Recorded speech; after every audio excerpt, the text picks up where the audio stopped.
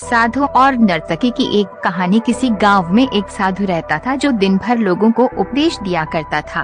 उसी गांव में एक नर्तकी थी जो लोगों के सामने नाचकर उनका मन बहलाया करती थी।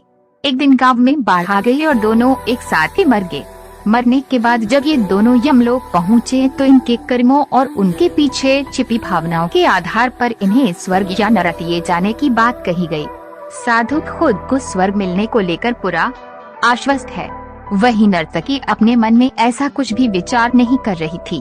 नर्तकी को सिर्फ फैसले का इंतजार था। तभी घोषणा हुई कि साधु को नरक और नर्तकी को स्वर्ग दिया जाता है।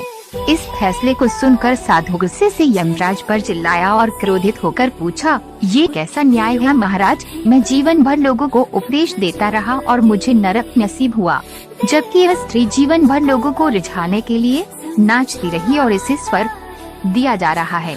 ऐसा क्यों? यमराज ने शांत भाव से उत्तर दिया, ये नर्तकी अपना पेट भरने के लिए नाचती थी, लेकिन इसके मन में यही भावना थी कि मैं अपनी कला को ईश्वर के चरणों में समर्पित कर रही हूँ। जबकि तुम उपदेश देते हुए भी ये सोचते थे कि काश तुम्हें भी नर्तकी का नाच देखने को मिल जाता है। साधु, लगता है तुम इस ईश्वर के इस महत्वपूर्ण संदेश को भूल गए कि इंसान के कर्म से अधिक कर्म करने के पीछे की भावनाएं मायने रखती है। अतः तुम्हें नरक और नर्तकी को स्वर्ग दिया जाता है।